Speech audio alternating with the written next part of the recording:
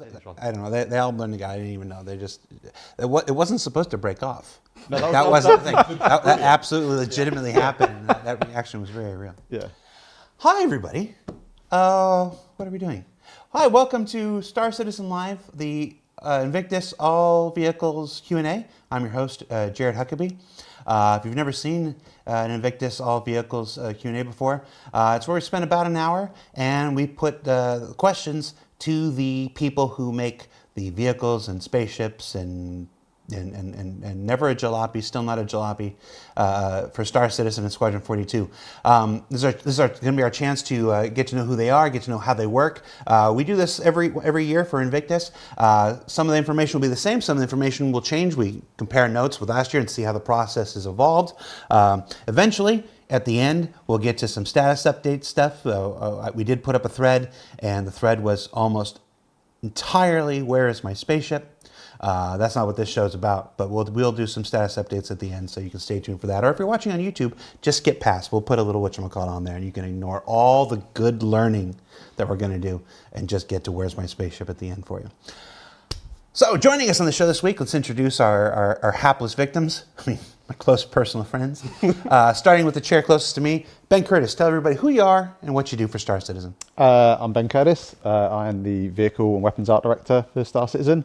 So I look after weapons and spaceships, make them pretty. Are you still doing weapons? Still doing weapons. You hand that off when you took over vehicles?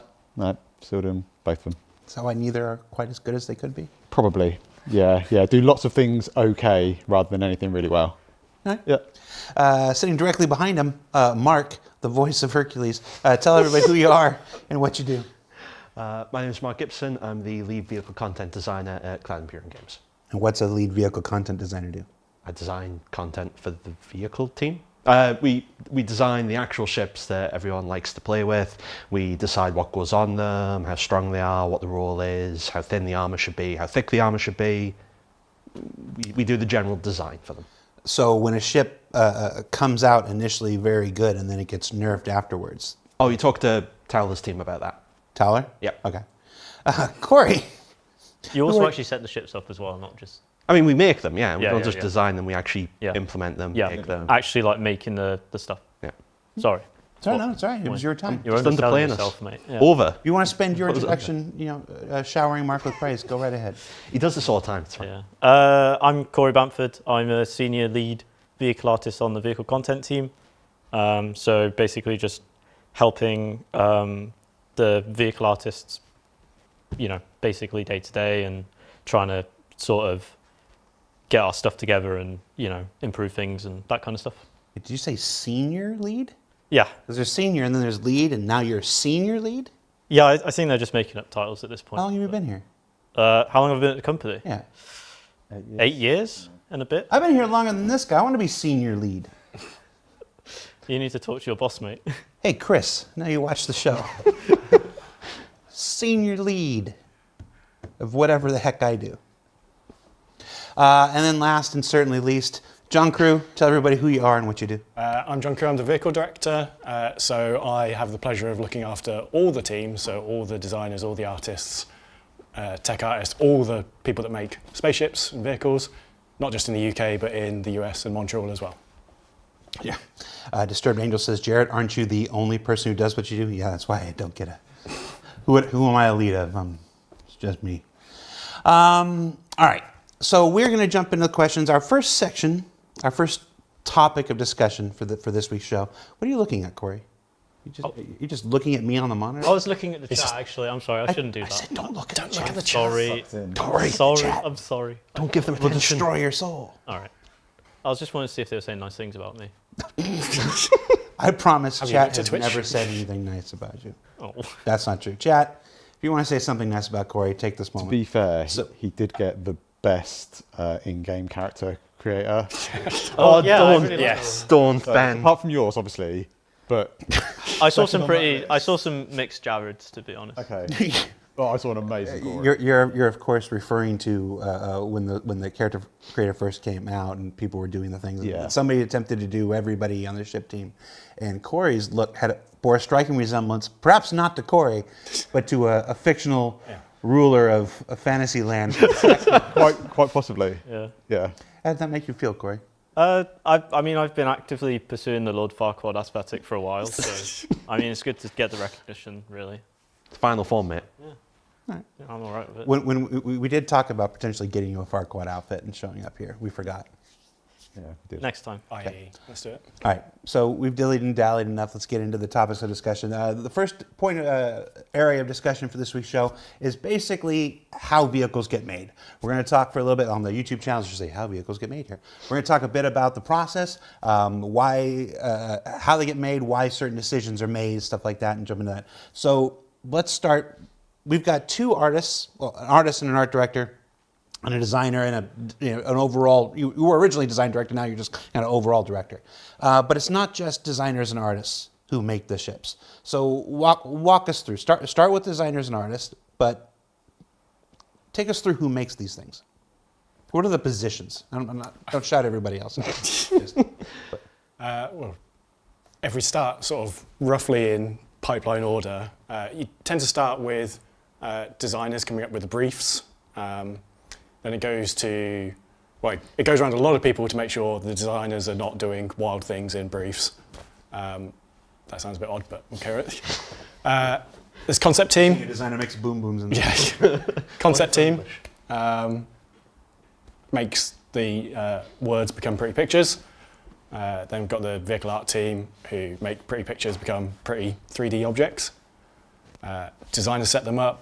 Tech artists set them up, and then we've got a whole bunch of downstream and sort of upstream dependencies. If the new vehicle or an existing vehicle has gameplay people need to work with us on that to give us information, especially if it's new coming alongside a vehicle. They need to sort of work hand in hand with, hey, feature X is doing this, we need this from your ship, and we do that, and they go, actually, it's not quite how we envisioned it, can we adjust things as we go? And those gameplay people aren't on ship teams. No. Those are gameplay teams. No, there's the Torsten Lymans and the Yogis and stuff. They're the people that make salvaging, that make mining stuff. Yeah, like that. Yeah, it's the feature development teams, and the designer takes it from the original concept all the way through, and we liaise with a lot of different departments and teams to make sure that all of the features that make the ships fun to play actually work when they're implemented on vehicles, because it's a very different experience of how something would be with FPS ground and how it then needs to be implemented on an actual vehicle to work. So there's a lot of back and forth, and maybe things change and tweak to make it work a bit better with a vehicle, because it just depends on how the original gameplay loop was envisioned to work. Yeah. And I think we say that we've got upstream teams and downstream teams, but then one of our upstream teams, like the feature team that developed mining or salvage, probably is a better, more relevant or more recent thing, is they also have dependencies and upstream teams. So they'll have input from the UI team and the branding team and whoever else to get their feature working. And then we kind of supply them, so we're kind of downstream to them, but it's kind of a big web of connected teams. My understanding is that the branding team sometimes tells you what colors a manufacturer should be and should not be. We have discussions over it, yeah. How does that make you feel? Passionate discussions. Yeah, I think it's good to get these things ironed out and get them out in the open. So yeah, I think to be fair, they've done a really good job at bringing all of the I think everyone is a little bit guilty sometimes of zeroing in on the details of one particular thing. So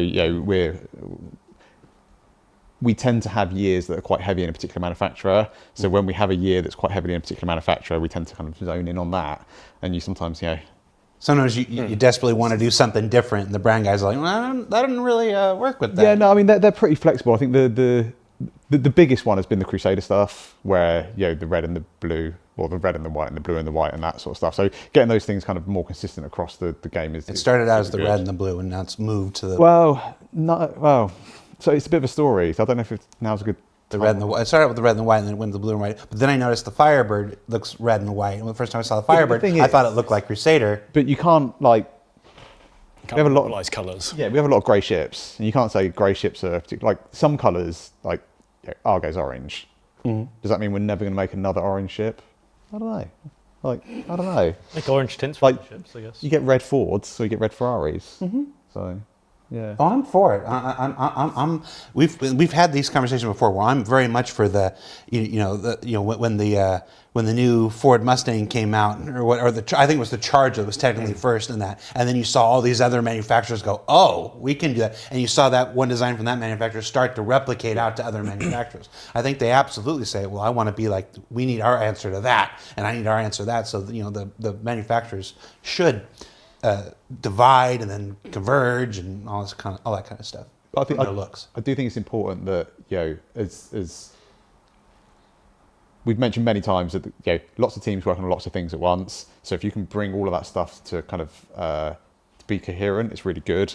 But that doesn't mean there's not flexibility in it, because not every Crusader captain pilot wants a white ship, and why should they?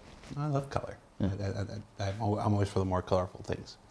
All right, so all that talk about audio. Obviously, the audio folks play a big role in the ship's personality and identity. Yeah. VFX huge as well, because it gives the ambient effects and everything. We get help from lighting team as well, so that they do some standardization, so that we get a better feel on headlights and like the intensities of them. We recently had a massive pass from them, so they set new standards to make sure that we had a nice consistency amongst all the headlights. There's barely any teams that we don't work with one way or another eventually. Yeah. Even like once the vehicle is done, ready for release, then there's all the teams that deal with actually getting it out the door. So there's the platform teams, the website teams, The QA. inordinate amount of QA Yeah. time that gets spent on them to make sure, because at the end of the day when it goes out, people start using them, they want them to be in the best state that we can get them, so trying to find all the issues and bugs and resolve them and get them just to be as good as possible for the release. My favourite team is the marketing team, because they take our stuff, they just make it really, really pretty. So Yeah. Not a fan. you're not a fan? Oh, You're not a fan of marketing? okay. I love like you give it to them and you're not quite sure what you're going to get back in the trailer, and then you kind of get the initial cut and you're like, okay, and then I you don't get know. There's days I feel like marketing, days I feel like community, and there's days I feel like editor of the school newspaper. And I'm kind of out here doing my thing. But I'm probably not supposed to say I've got favourites, am I? yeah, you have favorites. Okay. I have favorites. I love the Genesis Starliner. We know I the hate what? the Rock DS. The Rock DS is stupid. Why don't you like I've it? got 6 questions about the Rock DS and why What that don't you happened. like about it? What don't you like about it? We don't got time. We don't got time. Okay, We don't got We're time. not got time for the A Rock big DS today. can of worms. All right. So obviously, what we've gotten here, what we can take from that is that ships are made by far more than just the people that are on distinct vehicle teams. You don't have individual VFX artists. You don't have individual audio folks. It's your team working with a vast network of other teams. You look like you were about. I just like. We also got to shout out production, because they're the ones that make all of these teams work together, and quite often, because they're not actually clicking a button and moving stuff around in the editor, they kind of get maybe forgotten about. But yeah, they're a massive part of it as well, is making sure that all works together. Who's your favorite producer? I'm not allowed to say. Interesting. Yeah, they're like children. You got to can't have favourites. I was always my You know, mom's whichever favorite one you kid. don't answer for is going to make things worse. Yeah, for you. yeah, exactly. Yeah. Can't decide who's going to come through that door first, Yeah. marketing or production. Just expect our calendars to be completely booked moving forward. Yep. Okay. Yeah, all your timeline's going to go to hell now. This was your chance, and you didn't take it. Sorry. I'm Sorry. No, not sorry. prepared to answer. All right. So obviously, let's bring this back to within the vehicle teams. Though. So there are a collection of people who are dedicated to this. The VFX people have this, and the VFX for the rest of the game. Audio people have this, and audio for the rest of the game and stuff. For the people who are dedicated, the people who spend all their time making vehicles, we've got 5 studios around the world. How is this broken up? Well, where are their teams? What's their makeup? Do they have focuses? Do they have does Montreal only work on this and Austin only work on this kind of stuff? How's the vehicle team breakdown? So generally speaking, the way we assign it is no one studio site has any particular manufacturer, but we'll do it by project. So if, let's say we were going to make, I don't know, the Crusader jalopy, we would... No. Let's say, not that do. Don't Let's Don't say that Let's say. So we would Theoretically. figure out how long it was going to take by doing an estimate. once we had a general estimate, we'd see the resources and bandwidth, but generally it would try and stay within a single team. So it would either stay within the Montreal team, and the design in the Montreal team would handle it and the artists would take it through. Obviously, not all studios have all the teams that we need, such as audio and VFX, so we'll have to go to a different studio for support for that. But for the actual internal vehicle team, we try to keep them local to the actual studio. So they all get, it's a lot easier to work within the same time zone for quick iteration on things. And the UK team, for example, is much bigger than some of the others. So we actually have the vehicle team from an art perspective, split into 3 separate groups to make it easier to manage the different vehicles that we're taking through the actual pipeline process. And the vehicle team's gotten to the size from an art perspective where we actually need 3 different art teams within the UK side to do it. Yep. But generally speaking, it's not. I know that in the past people used to think that, oh, the US do all of the RSI ships, I think it was, and the UK do all of the Drake ships, but that was just what was assigned to them at the time. And it'll be like that moving forward. Yeah. It's whatever time slots we have on different teams, and it could be that we change, one team might work on a big ship for 18 months, and then big ship is tiring for 18 months, so then we do smaller projects afterwards, and the big ship goes to a different group instead. Doing so back-to-back just, capital ships is, obviously crushing. quite. Well, crushing. Yes. Yes. It's I think giving people a variety of manufacturers to work on is important. If you're only making anvil ships for like 5 years, you're obviously going to get pretty bored of anvil ships. So I think it is nice that people get the opportunity to work on different manufacturers. Yeah. From an artistic standpoint, like keeping it fresh, challenging yourself, with learning new styles, basically. We've got a whole section we're going to move into where it essentially boils down to why. Why do you do this? Why do you do this instead of this? But I think what I'd want to make sure that we get this here, because we're touched on it and we may not remember it then. You have to keep the artists, designers, you have to keep them engaged. Mm-hmm. Yeah. It's an important factor, not the only one, obviously, and we'll talk about all the factors in a bit, but it's very important to consider this person just did 4 Drake ships. We need to give them something else. We need to give them something else to keep them engaged, to keep them doing the best quality work that they can. Yeah. But at the same time, I'm sure, we won't say any names, I'm sure there's got to be somebody in the history where it's like, they tried a miss ship once and was like, we're never giving you a miss ship ever again. You are clearly awesome at Anvil and awesome at Aegis, but that's a style that just doesn't work with your brain. So am I wrong? These considerations I think exist. you're absolutely right in that. People have favourites. Yeah, people definitely have favourite brands, and people have brands that they just don't particularly like, which is kind of, I guess, life in general. But I think it is super important to challenge people. So a lot of people in like the creative industry really strive off of that, challenge and reward. So giving people new opportunities to kind of try out new things and kind of get more experience in different fields is like super important. And ultimately, if you are making the same thing over and over and over, different ships, but you're always on a particular art style, there is that element of burning people out with that, and all you really kind of get from that is like a drop in ideas and a drop in kind of creativity. But I don't care about that, Ben. I just want my ship made. What ship do you want? Genesis Starliner. All right. No. Right. The other thing is we'll get to that later. Yeah, the other thing is worth mentioning about that is there is a benefit to having experience with a certain manufacturer. Mm-hmm. So if you've worked on a Crusader ship before, you probably understand the style, Right. and it's going to take you less time to ramp up and to get to know it.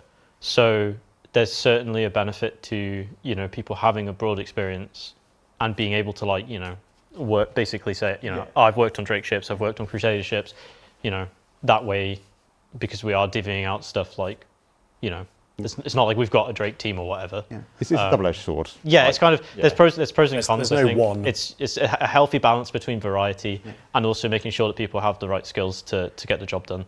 we're on this. I'm going to jump ahead. I want to get. It's still this topic. Let's move into the what's going on in why phase. For lack of a better term.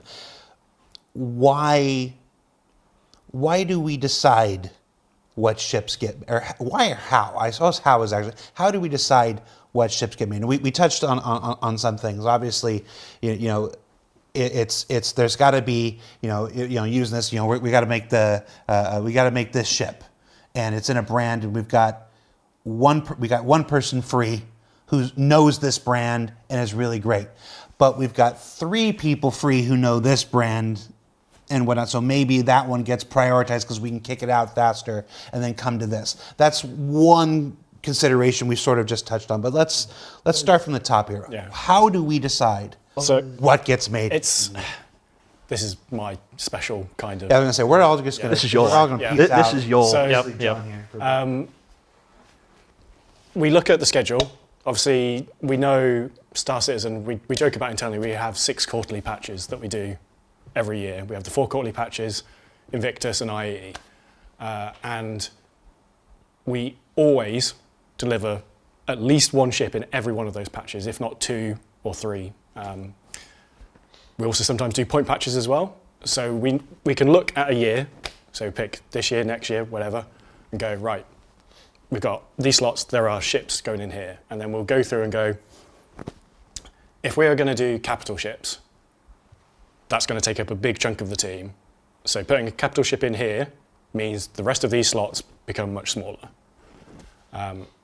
We have to balance the delivering backlog ships with fresh ones as well. And it sort of sorts itself out. Once you put a few, it's like doing a big jigsaw puzzle. You go around the edges, well, I do go around the edges, and then you know where you're going from there.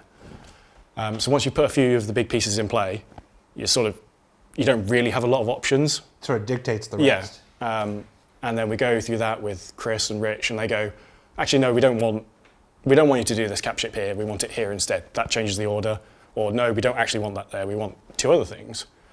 So it's a lot of iteration, and it sort of boils down to we have chunks of time, a finite amount of people.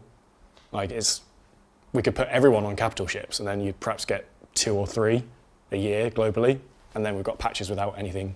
2 or 3 ships, period. Yeah. Yeah.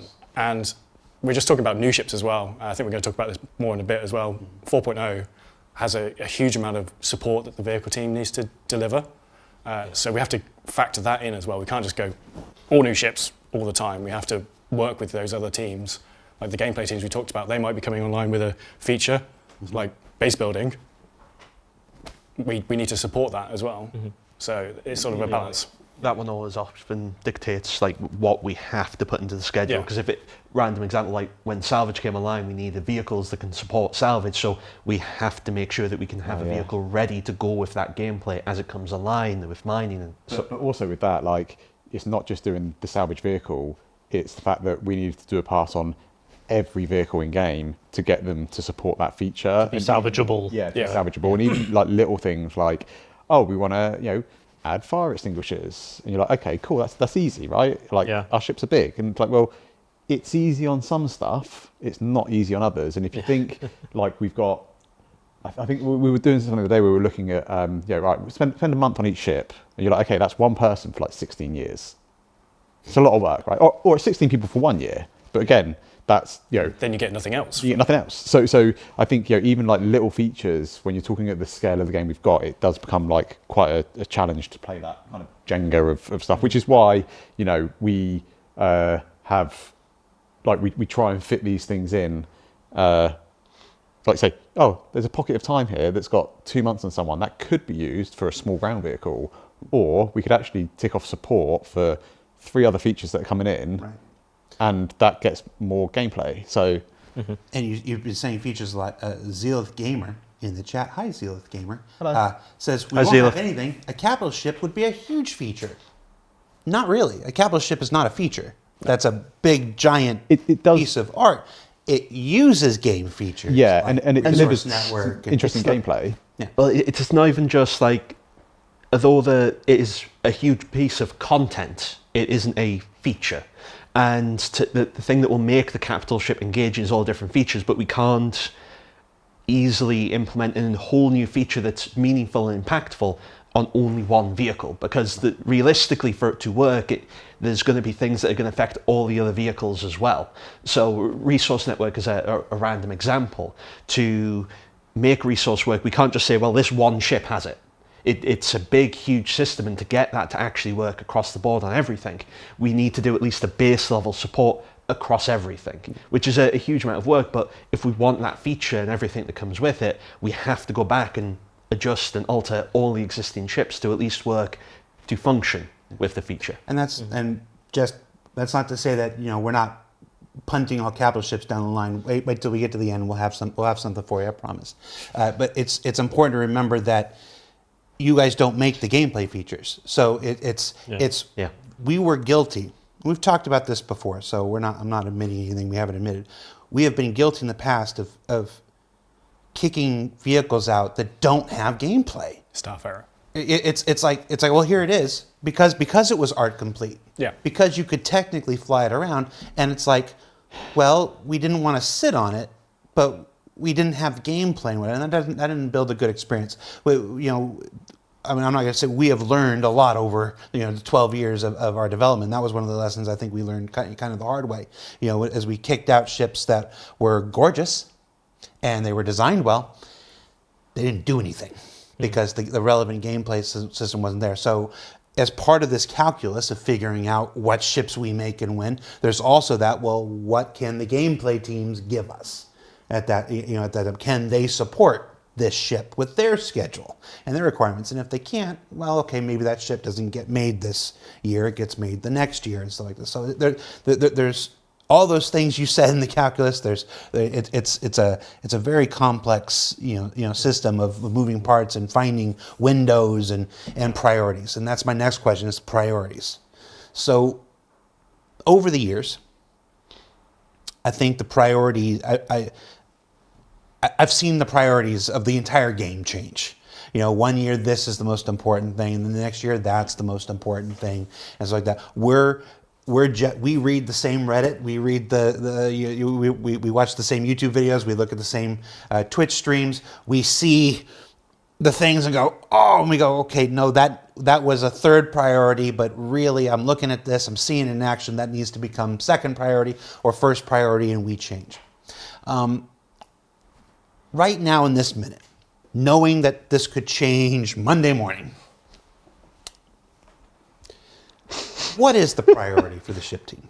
For the ship teams, what are you wanting to do? I mean, I think that varies depending on which department you ask. Because, from a designer perspective, our number one priority is to make sure that the ship makes sense from a flow and navigation point of view, and that it functions, and all the features inside the ship that are currently available to function.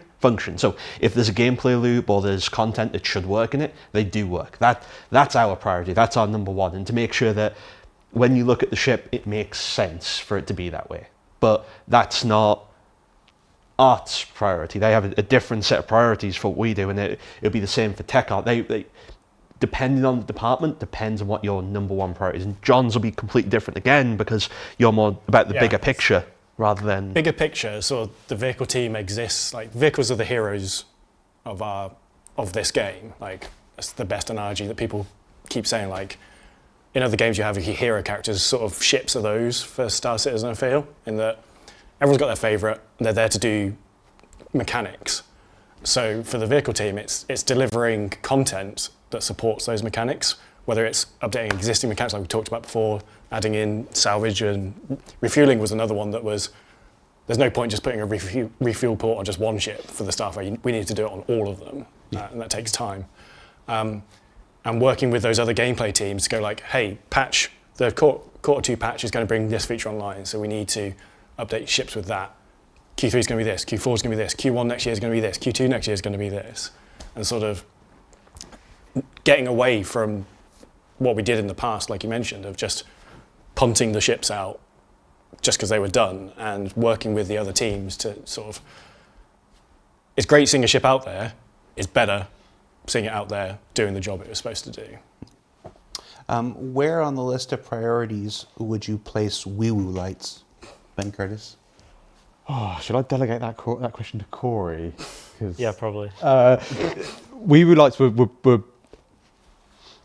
they weren't going to stop it going out. So we You're on were, about the lack of wee-woo lights on the medevac, right? yeah. But You said it, not me. so I was pro wee-woo. I think we were all pro Pro wee-woo lights. The schedule was not. However, I have read some feedback on the discussions over this, and I'm maybe thinking that if we were to do them, we certainly need a better way of controlling them, because I believe that they can be a little bit intrusive if you're trying to be maybe a little bit more stealthy. That's the goddamn point, Ben. Yeah, I know. Yeah, you want people to see your wee-woo lights. That's why you have wee-woo lights. Yeah, but if you need to put your headlights on so you can see where you're going. That just use your wee-woo lights. They let you see even better. I There think- was mixed feedback what I was reading, but no, I wanted them. You show me who says that other stuff. All right. I'll stop your mixed feedback. Okay. Yeah. They'll never speak about anything ever Yeah. again. To be clear, we wanted to put them on. It was just a schedule thing. Yeah, it's a matter of time. Like Yeah. we needed to get the ship out. Are, There's are other you stuff going we on wanted- record that it will get wee-woo lights at some point? Do a Dan McCabe and promise the carrot blush. Yeah, just I learned from Dan's mistakes. And after Dan does the Carrick blush. yeah, after Dan does the Carrick, the blast shield. I think everyone wants them to have wee-woo lights. Yeah. We want it to have To be wee-woo honest, I think The team wants it to have yeah, wee-woo lights. The exterior needs a bit of a pass anyway with things like damage and so on as well. Yeah, Like there was a couple of things that we wanted to get in for it that we didn't quite manage to get in time. Well, it's We only had one guy working on it, and it was sort of his first project as well. So Okay. it's what happens when we do one guy on the art team. variants of older vehicles. So like obviously to release the vehicle with a new feature, because obviously you've been getting asked for the Medivac for years. Yeah. We found a slot where we could get something in to do it, but we didn't have a slot big enough to completely gold standard the base Ursa, because that's what it is. It's a variant of the base Ursa, so that's why the front is still the old style dashboard. It's not new and updated like the Lynx's is. It's we have so much time and we get as much done in that time as we can, but at some point it's a case of either nothing goes in that slot or something else goes in that slot, and it was a case of we could get what we did get in, but not everything that we want. We would have loved to do a full gold standard on the Ursa, but that isn't the time slot that we had. And if we did do a full gold standard on the Ursa, we definitely wouldn't have had time to do the Medivac. So it's just about seeing what we have time to fit in the slots that we have. And I don't want the lack of wee-woo lights to distract from how good a job Paddy did on the. Oh, it's really cool. Yeah. Like he smashed it. He absolutely smashed it. So there was a few things we missed off, but hopefully people will appreciate what was included. Yeah. I mean, let me go on record as saying I'm having fun with the guys here, but I mean, it's a great addition. We'll with the medbed changes and everything and so like that, we'll talk about it in a little bit. But yeah, it's just I'm American. I want butter and syrup on my pancakes. We did put space to put your medical tool. I saw that. Oh, no. That was Yeah. cool. When the gameplay guys got that, they literally were like, "Oh, cool." Yeah. So we're learning. I'm just sad we didn't get a chance to do the NHS ambulance skin on it. I love again. that skin. Did anyone know we never released the NHS skin, did we? Oh, That was the only time I was really been scared for my job. Well, I mean, I'm from America. We run away from ambulances because if an ambulance comes at you, you're gonna go broke. So it's like, no, stay away. I know that story. Yeah, you do. All right. So, last point on this topic of why certain vehicles get made. Let me drill down specifically to one caveat. I want to ask the question because we see it everywhere. Why do sometimes we choose a new vehicle over something from the backlog? A lot of time, it does generally come down to size and like scope, and it's gameplay as well. A lot of the new vehicles come with new or updated gameplay, and it's a lot more time efficient to do that in a new vehicle than it is to go look at one of the old backlog ones, which probably at this point needs a concept pass as well. Concepts are another finite resource that we need to manage. Not that we want to never do those backlog ships, we do.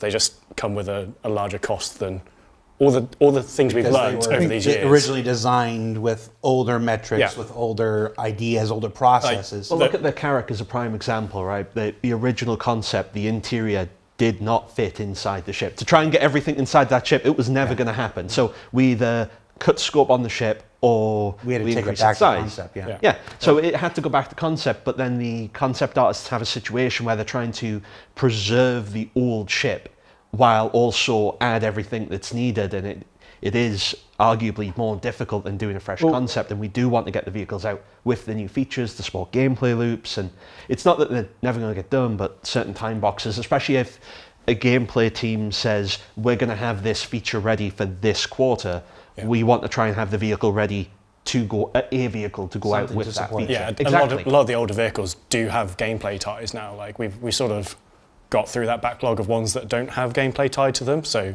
things like the Starliner, yes, we could do it. But there'd be nothing to do. There'd be nothing to do. We don't have VIP transport, or it's not VIP. We don't have transport missions. We don't really have NPCs getting on and off our ships. So again, we'd do it, spend a bunch of time on it, and if the gameplay team hasn't done their work, it's sort of Or if it's just not a priority for them. Like, yeah. you know, Although if it changes, server meshing or doing Starliner. Well, my understanding from reading social media is that marketing just tells you what you have to do. Marketing certainly have a say in what they would like, but at the end of the day, it comes down to Chris, Rich, myself, balancing that with what's best for the game. Express opinions. That's right. I'm realizing there's absolutely nothing I can say here that'll change anybody else's mind, so we'll just move on. Let's see. We talked about how there's a disconnect between the disconnect that sometimes exists between the ship and the ship features. So like that, I don't think we need to relitigate that. Let's talk about variants. So with the Firebird and the Nursa, do you like it when it's called the Nursa? I love it. only heard about that recently. I wish we'd figured it out during the actual development, because we always nickname ships when they're going through development just because it happens organically with the team. We never came up with Nursa, and I love it. I wish we'd figured it out. Okay. So the Firebird and the Nursa are both variants of existing vehicles. Like I said, I've been here a decade now. I think occasionally we go back. Occasionally, like the Masters of Flight series, when we did 4 new variants of existing ships and stuff.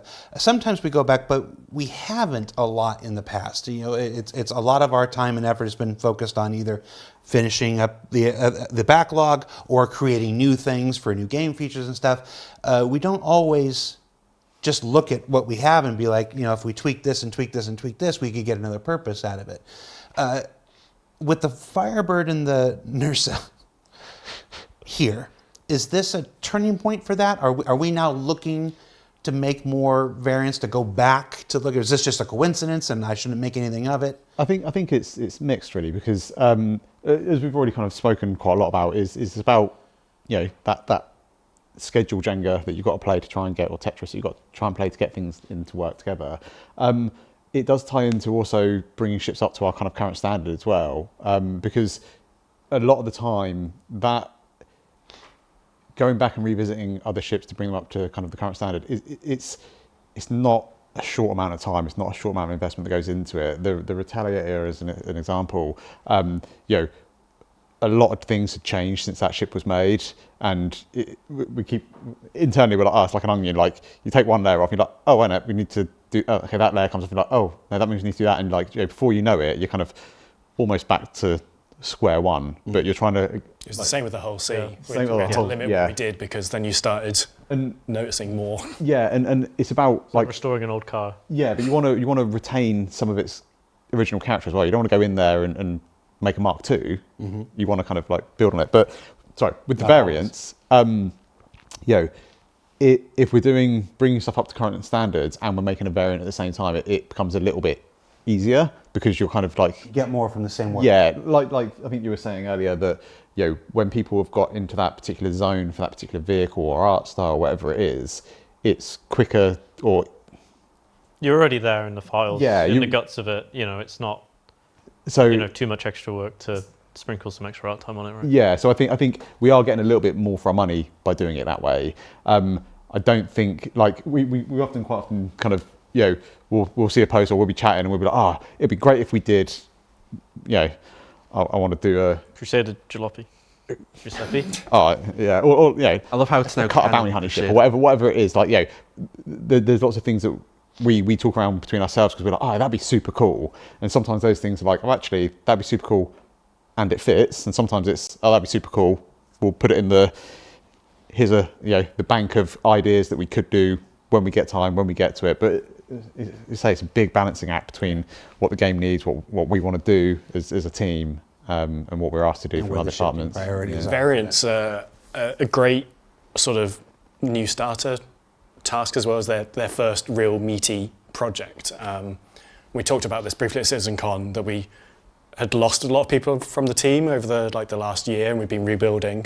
So Montreal was their first task, were the 2 cutter variants. The Ursa was someone's first project. Mm-hmm. Same for the Firebird, and then there will be more. And again, they're great things to, here's an existing ship, you can see how it all works, we want you to change X, Y, Z, you get to see the whole process, get something out the door, and then you're ready for like the next big thing start to finish. So Montreal did the cutters, and then went on to the Zeuses. So the Zeuses will be their first full start to finish, but they ramped up with the cutters. No, that's another great point that we didn't even include in the how do we decide what ships? The idea that a variant is a great starter, task for a new artist and stuff. I would just add to that it's great when the ship's sort of, fairly up to date. It's the gold standard passes tend to require like a significant amount of sort of weird CIG knowledge, I guess I would call it. Expertise. You need a lot of understanding of how our systems work. CIG knowledge. Weird CIG knowledge, like just understanding really the in-depth, stuff of a ship, and how to take it apart and put it back together, right? Newer stuff, you've got like a fresh start, I guess, or you've got at least something more kind of tidy to work with, or more up to date with our like current standards. So, you're kind of building upon something that's already quite polished. Whereas if you're taking something that's like quite old, the standards have changed, the way we do things have changed, and you kind of have to, you have to know the good practices to recognize the bad kind of the bad way of doing things. Yeah. Right. You want people to learn the right way of doing things. Yeah, exactly. And this is all normal stuff that happens with any game. It's just that most games aren't open to the public during the course of their development. A lot of the times, if you go, to be honest, even like AAA games now take years and years, so it's not even like our life cycle is particularly long compared to a lot of other games that are a third, quarter of the scale of what we do. But a lot of the time, you'll develop pipeline and processes, and you lock that in. You get to a certain point in that game's development, and you lock it in and go, right, this is it, we're finishing it. Whereas obviously with our game, we have the luxury of constantly evolving our tech and our pipeline processes, and you can hopefully see the improvements with the latest patch. As some of that stuff's come online, it really makes a massive difference to our player base. So we absolutely want to be at that kind of cutting edge of making the best we can. So our processes do change, our quality standards change, our visual detail levels change, and we're always trying to push that stuff forward. You mentioned the Retaliator gold standard. So I gotta ask about modularity. So modularity was this big concept we introduced back in 2015. I remember it was literally one of the first comlinks I ever wrote up as a community manager for the project way back when.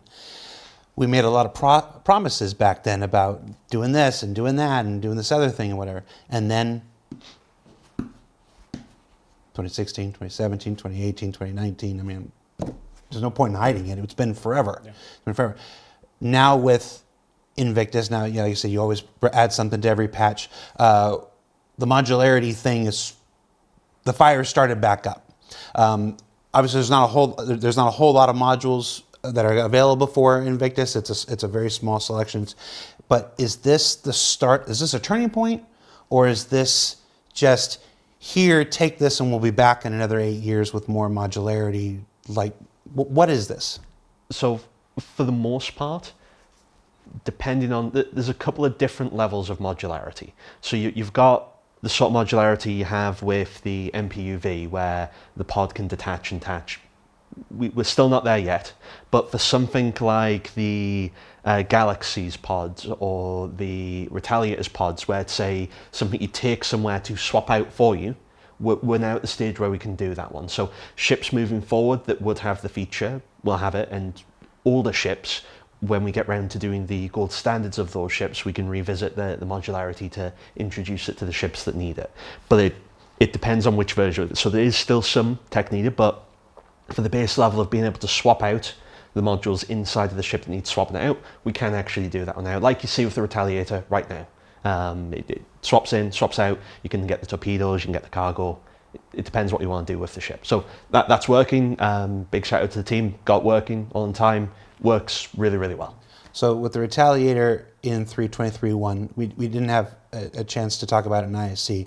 It's the torpedo module that they've had in there. It can now just be swapped out. Yep. The new module is a cargo module, so you Yes. can turn it into a cargo ship, and then with the proper grid and everything. And then the blank base module, because if you have to pull it out, you have to freebie with that. you have something to put in there. Yeah, but it depends which one you got, right?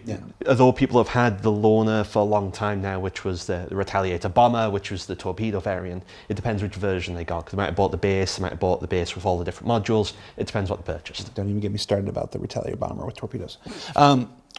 We changed it. It's now torpedo. Can we talk about what's next? I don't want to no win. I'm not going to ask you a win, but what are the next modules we're I think we've shown The dropship one the dropship one. Habs. and the Habs / living quarters ones. And then again, we've thrown around ideas about other ones. We talked about doing a hunting Well, we talked about a bounty hunter one. bounty hunter, like raptor cages for going to get things. Medical one. There's we could support a bunch The of obvious different ones. like gameplay features with it. I don't think you necessarily see I don't know, like a salvage version or anything. So I don't think it's going to be a case of like all of a sudden it becomes like the Uber ship, that does everything. I think it still needs to make sense as to what that vehicle's kind of role is. actually give it a bomber, a bomb dropping module? So Would love to. Yeah, I do want to touch quickly on the torpedo one, because I know there's an issue for some players at the moment who have the bomber one, that they're missing their torpedo modules. Then Turbulent and Platform are looking into it. There's a couple hundred accounts.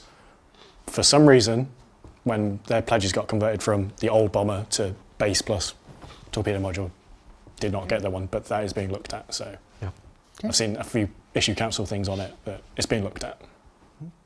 So let's move on to ground vehicles. It's not just all spaceships and stuff.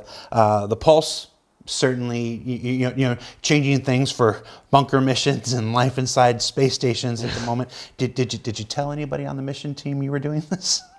I mean, as John says at the very beginning, we send out an email to every lead and design. It's not new. Yeah. When it used to be, I remember back in the days of Port Olisar, people used to get the PTV. X1, PTV and Dragonfly inside the airlock, and you go down to spawn your ship for the first time and someone would just be sat in the middle of the globe on it. And the goal was to make a vehicle that could fit inside everything. And Success. we were thinking more other vehicles, but it fits inside everything. So There are mechanisms that are supposed to sort of limit it and prevent it, both short and long term. Like if someone came and drove their car around inside here, the police are not going to be too happy about it. I know that there are currently some issues with ground physics or whatnot, the Ursa bumping around or bouncing and stuff like this.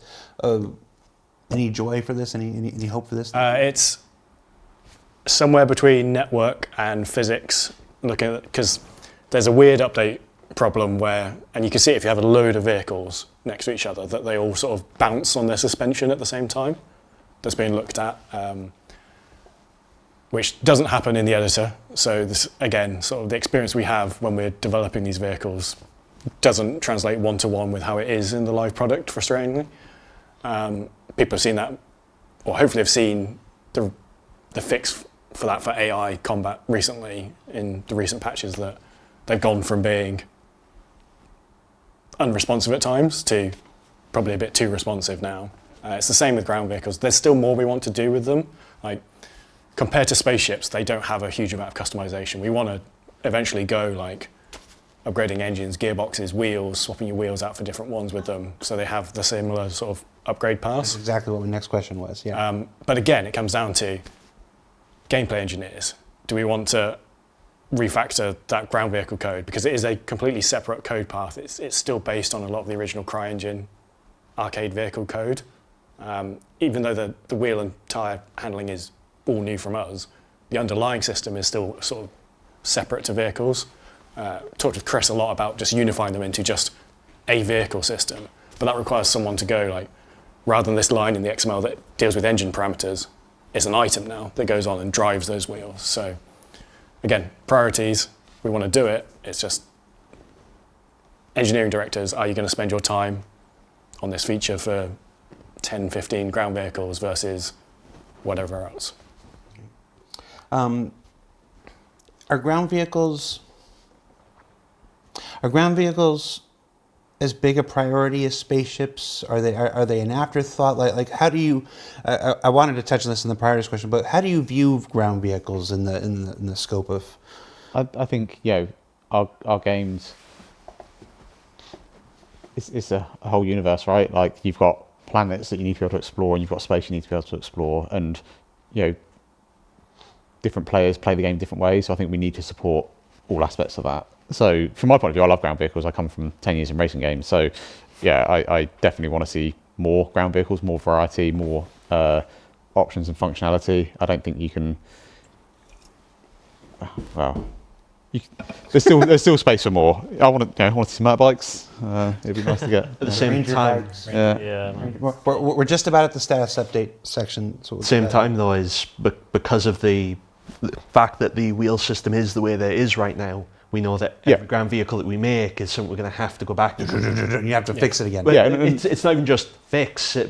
The sort of rework we're talking there to change it from what it currently is to what it would need to be for this whole new system is a massive amount of work. So it's just like talking about a new feature, right? It's the same as talking about all the different modules we want to do for the Endeavour. It would be a huge amount of work to go back and change them all. So everyone we not make, just on you. You're talking about other teams. Oh yeah. It's not just us. It's a feature team that has to fix the actual wheel. So that's for argument's sake, say that happens.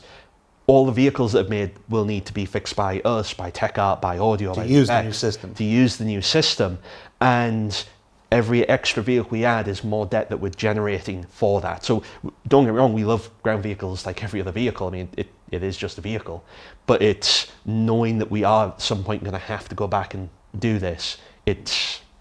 It's just avoiding having to have the exact sort of situation we had with the Staff era, where we made a vehicle just to get it out and then had to go back and retrofit a feature into it because the feature had slightly changed from how we made it at the time. Yeah. Okay, so from the chat, we've had a couple questions about the medbed respawning. As far as, let me just rephrase this a little bit here. It says, did you change the medbed respawning just to sell more nurses? David, I'm gonna take this one because this one actually isn't some for you. Let's do Space Dad Light. Do we have Space Dad Light? Space. There we go. Hi everybody. Space Dad here. The question: did you change medbed respawning just to sell more nurses? I went and talked to design director for Squadron 42 in the Precision Universe, Rick Porter. He was on the last Star Citizen Live. You met him along with Rich and JJ. They were the makers of the original medbed spawning system back when they were just on the actor feature team.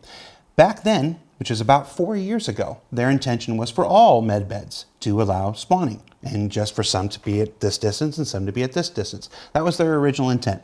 It didn't get in at the time because of this, that, or the other thing. It was 4 years ago. But now that they're gone to Squadron and they're back and they're now overseeing the development of the Precision Universe, it was one of the first things they wanted to bring back. And thus, they did. Now, obviously, like anything else that goes into the Precision Universe, it'll be tested. It'll receive a whole bunch of feedback. It'll be adjusted as necessary. Maybe 50 and 20 is too long. Maybe it's too short. Maybe it needs to be 70 and 30. Maybe it needs to be 30 and 10. And well, it's a thing just like anything else that'll be adjusted. But the one thing that they really wanted me to remind you of is Death of a Spaceman. Death of a Spaceman is coming. I'm not going to sit here and say when, just otherwise to say that it's a lot closer now than it ever was at any point in the history of our development. And Death of a Spaceman will introduce a whole host of difficulties and challenges and detriments to your character should you choose to respawn over and over and over again. So looking at it through the context of Star Citizen today is of course natural and proper, and you absolutely should. And a lot of that feedback that we're seeing is because of how they're looking through it through the lens of Star Citizen today. But they are making decisions, laying the groundwork for Star Citizen of tomorrow and the day after and the day after. So remember Death of a Spaceman. You can still read an excellent write-up of it on the website. It's still pretty accurate. I think we're about due for an update. Actually, I'll talk to Rick about that and what the current intention of design for that is. I mean, we do have a big Citizen event. Maybe we'll do it. That's not a promise. That's literally just me thinking off the top of the head. That might be a good topic for there. But yeah, keep that in mind, and that's coming. That's on its way. If that affects your purchase, if you don't want, just consent.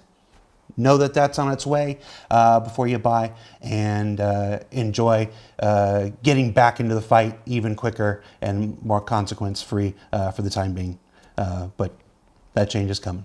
So remember that. All right, let's do that. Whew. All right, we've made people sit through 55 minutes of this. We put up a thread at the beginning of the week collecting questions from the backers, and every single one. There were a couple outliers, and we worked them into the first half of the show, but almost every question was, where's my spaceship? Where's this? Where's that? Where's this other thing? Stuff like this. So we have a pretty big reveal and stuff. But I want to talk about set this up. Let's just talk about what's in the current pipeline. So that's really what it is. Because to be quite frank, if it's not in the current pipeline, if it's not being actively worked on right now, the answer is it's not being actively worked on.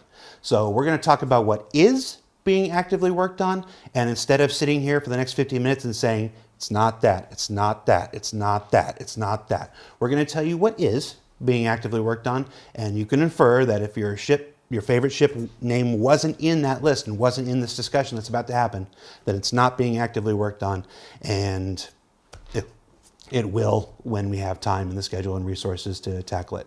So John, Ben, whomever, no, let's make Corey do it. No.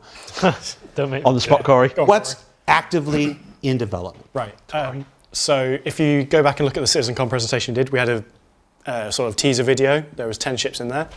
We're, 6 months past CitizenCon now? 6 months to the next one. Mm-hmm. We're halfway through those ships now. So the 5 that have not been released from that video, they're all in production. Yep, they're all in production now. With the exception of the Legionnaire, they should all be within that 12-month window. Legionnaire, again, is going a bit further just because of gameplay. The gameplay teams can't support us for when we wanted to do it originally, which is fine.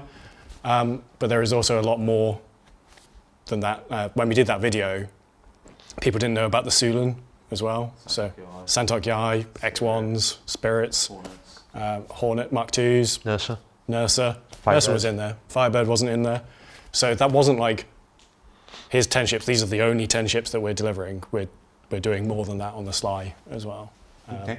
So ships that people know about. Obviously, some of those ships we haven't revealed yet. We're not going to sit here and reveal a ship that hasn't been revealed on the show. But of the ships that people know about, right now, they have a name and they're aware it existed. Maybe they've pledged for it. There's 2 from that video, and they're pretty much the 2 that people know about now. The first one is the Zeus. So the Zeus ES is coming at 4.0. We did the Lod 0 gate review for that yesterday. So that was the one that Montreal kind of been working away since they've kind of moved on from the cutters. and yeah, it's just passed Mod Zero gate review. Smashed it. It's looking so good. So very, very excited to get that one. It's one of those ones that looks so terrifyingly good, you then have to go look at all the other things that Yeah. happen and go, oh, we need to... We showed it to Chris last week, I think it was, and he was like, oh, it's setting new standards. And we're like, that's really, really good. It's a bit scary, but really, really good. So yeah, very, very happy with it. So Zeus is in development? The Zeus ES is in development. That will come first at 4.0. The CL is coming after that, and then the MR will come a bit later. Okay. I know we're working on a couple variants of existing ships. Yeah. I think Brand approved us to reveal Yeah. that there's another... There's another Sabre, probably the one that people thought the Firebird was going to be. It's that. That should be soon, TM. Not giving dates. And then, yeah, there's some of the other recent releases will be getting some variants. Okay. There's a lot of resource network stuff going on that's taking up a whole lot of your time. Yeah. There's going through and retouching every single spaceship that's currently in game. Not all at once. You've got your top 10 that you're working on. It's going in two different parts. Like I was saying before, we can't partially do it. It's a whole new system for how resources get transported around the ship. So we can't have some doing it and some not. It's straight up a redo of the system. It would make no sense for some ships to use it and some not. They just wouldn't interact correctly with each other. So we've taken the most popular multi-crew ships, and they have got a full resource network pass where we've physicalized all the components inside the ship, so they're all physically there. They can be opened up, you can see them, you can repair them, whatever. That's with the top 10. Not top 10, it's the most popular. It was the top 10, but some of them are variants of each other, so we've just taken the most popular ones. And everything else still needs a base level pass for resource network to actually allow them to function. So it's changes to their loadouts, adding the relays, and then making sure that they actually function, because we've got to remove the pipe system. We're also using it as an opportunity, what we mentioned at CitizenCon, where we talked about why the Zeus had way more shield generators than everything else. We're actually using 4.0 as the opportunity to do those changes. So there's a huge amount of changes to other ships as well with their component numbers and sizes and things. The ones mentioned before, that will all be physicalized. The others, they won't be physicalized, so they'll be invisible inside the ship, but you'll still be able to change their loadouts and things. But that's not all for 4.0. We're also having to support other features that are coming online. I won't go into too much details because it's other feature teams, but it's huge sweeps across all of the ships, and we need to get all that stuff delivered, because as we've had the stuff that everyone saw at CitizenCon come down into the PU, it doesn't just magically work. We need to actually go in and change the ships to actually get them to work with that. So we did the markup pass for all of the mini maps inside the ship, so get a nice map when you bring it all up. But this is all extra stuff that we spend time and takes resources to do. Right. So the Zeus. Yes. The two of the Zeuses this year. Yes. The two of the Zeuses this year. That's not an easy thing. A couple variants of existing ships. Obviously, the brand new vehicles that folks can always expect to come through a thing that we're not going to spoil here. All that work going back and touching the existing ships and preparing them for resource network. Some of them need their gold standard in order to come up for the resource network. That doesn't sound like a whole lot of backlog coming. There's something big on the backlog that's taken up a lot of resources. Maybe missing about 8 artists worth of resources. Okay. Now, what's the big thing on the backlog that's coming this year, though? The Polaris is coming. Saying it very quietly. Yeah. Saying it very quietly. It's the Polaris. Although people have obviously seen the teasers and trailers, and the outside looks very, very nice, but that's because that's what we focused on. That one had some of our most talented artists on it to try and get it to a highest possible standard in time for the flyby and everything. Big shout out to all of our art team that's been putting so many hours into it. I think Alex, Dan, Lloyd, all kind of smashed that exterior. Obviously, we've only shown the exterior, or are only showing the exterior so far. The exterior, we've kind of, it technically is in grey box, But obviously, visually, it's far We're not beyond that. we're not talking about the flyby in Invictus. There's a bunch of chat saying, "Didn't we already know that?" No. Oh, sorry. We're We're talking flyby about at Invictus. the That's actual the release as exterior. well. Yeah. So we're not. We haven't just made the exterior and gone. We're talking Here it about is. full flight ready. Yep. Yeah. Released to the backers. Yep. They can fly it and use it Yep. this year. Yep. Yes. When? Which one of the camera? I'm going to recreate what we'd filmed for ISE that's now redundant. That one. You're looking at This it now. one. That one. So the Polaris is going to be flight ready, fully released at IE this year.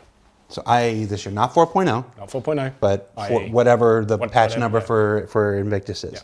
And you're ready to go on record for that. I think What we happens just if did. you don't make it? It will come out at IE.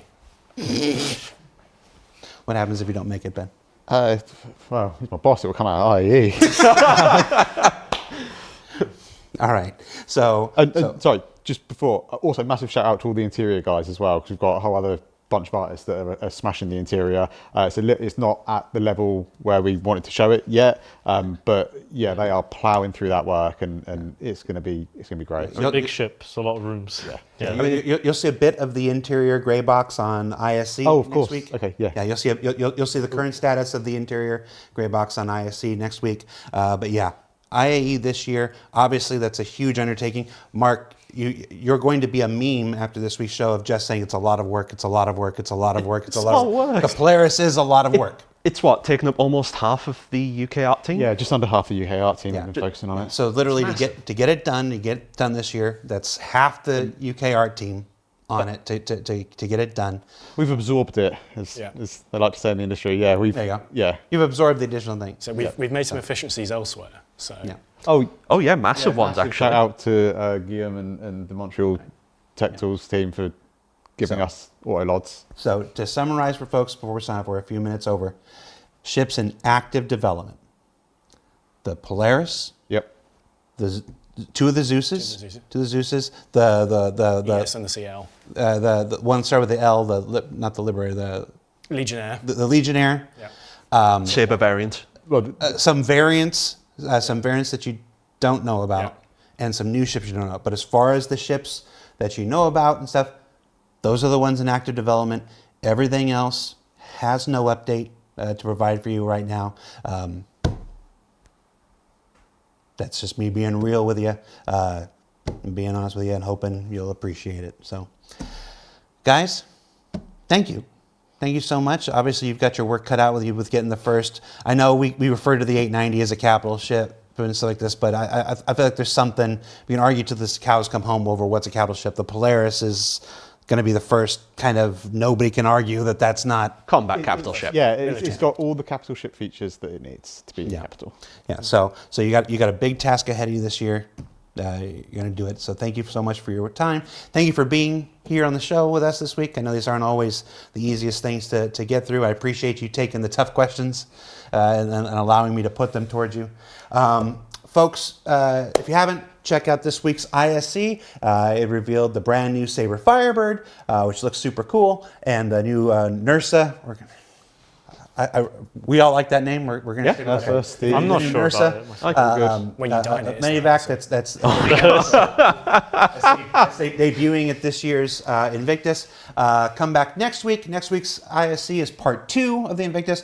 We're revealing a brand new concept vehicle that's coming up on at Drake Defense Con. I think I can. I already said it, so it doesn't really matter whether I could say it or not. It's spoiled now, Jared. Oh boy. Yeah, it's really cool though. Like, I'm absolutely in love with it. I was just talking to Gav about it all weekend at Beacon about it. And then, of course, we will take that inside look. Hopefully not too loudly. What? Talking to Gav all weekend at Beacon about it. Hopefully it wasn't too loud a conversation. No. Okay. And then, of course, Megaphones. we'll take a look at the current inside gray box progress of the Polaris that you'll see flying around at this year's event. So for John, for Mark, for Ben, for Corey, I'm Jared. Take it easy, everybody. Did you break it? Don't know. Okay. Can you still hear me? We'll see you later. Take care. Bye. Bye. Bye.